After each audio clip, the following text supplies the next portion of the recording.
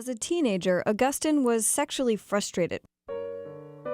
He writes in his Confessions he was boiling over in his fornications.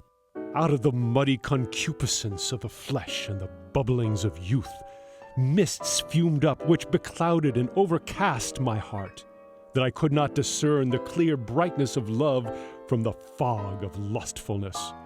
Both did confusedly boil in me, and hurried my unstayed youth over the precipice of unholy desires, and sunk me in a gulf of flagitiousness.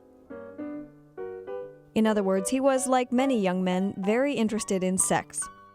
And this he felt was evil. So what if a troubled young Augustine could have received the expert advice of sexologist Isadora Allman, author of the long-running weekly column Ask Isadora? Yes, it is a natural force in all human beings, not any more to be conquered than our desire to sleep or desire to eat.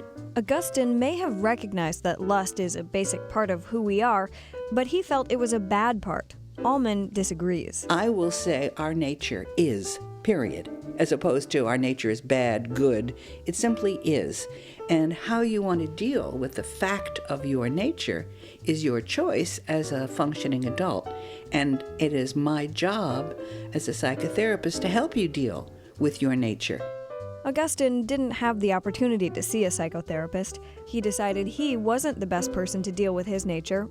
God was. And thou sentest thine hand from above, and drewest my soul out of that profound darkness. Augustine went on to become a big promoter of the idea that by accepting God, you can overcome the bad parts of being human. Why then be perverted and follow thy flesh?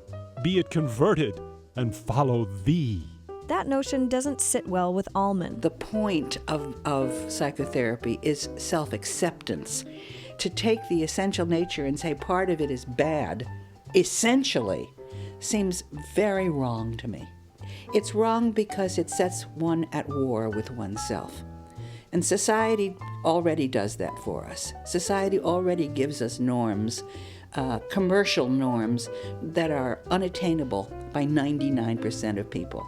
To be told that part of our essential nature is to conquer the other part, boy, that really is setting up an impossible dichotomy and guaranteed way of misery for the rest of one's life.